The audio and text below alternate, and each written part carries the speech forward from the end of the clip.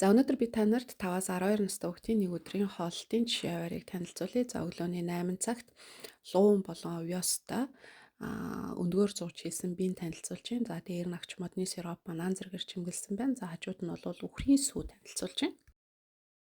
10:30-аас 11 цагийн хооронд хөнгөн зуушинд нэг ширхэглээр за бүхэл өрийн шаржигнуурын сахаргүй бичэн танилцуулж байна.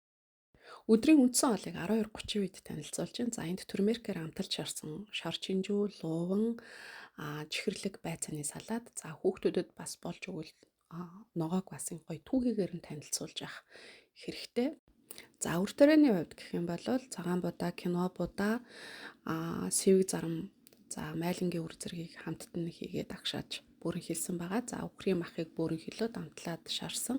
За дээр нь гэртээ исэн улаан лойлын соус зэргийг тусааж өгсөн байна. За энд гэртээ бүрсэн тарган дээр омега 3-аар баяжуулсан ургамлын тосыг дээр нь хийж өгч जैन. За ингээд зайхан хутгаад хүүхдтэй өгөхөд бол маш шимт хичээлтэй. Одоо хөнгөн зууш болдог. За хөнгөн зууш бол ер нь хоол хоорондын гүүр гэж одоо хоол тэжээлийн мэрэгчлэтнүүд ярьдаг. За энэ нь бол хүүхдийн биед үндсэн хоолноос авч чадаагүй шимт хичээлийг нөхөх зорилгоор хэрэгэлдэг байгаа. Ер нь хүүхэд өсөлтийнхаа чухал үе шатыг туулж яваа учраас ямар нэгэн хоолны дэглэм барьдаг ээж аав болон нас бий гүйцсэн хүмүүсийн хооллолтоос хамаарах ёсгүй гэдгийг санаарай.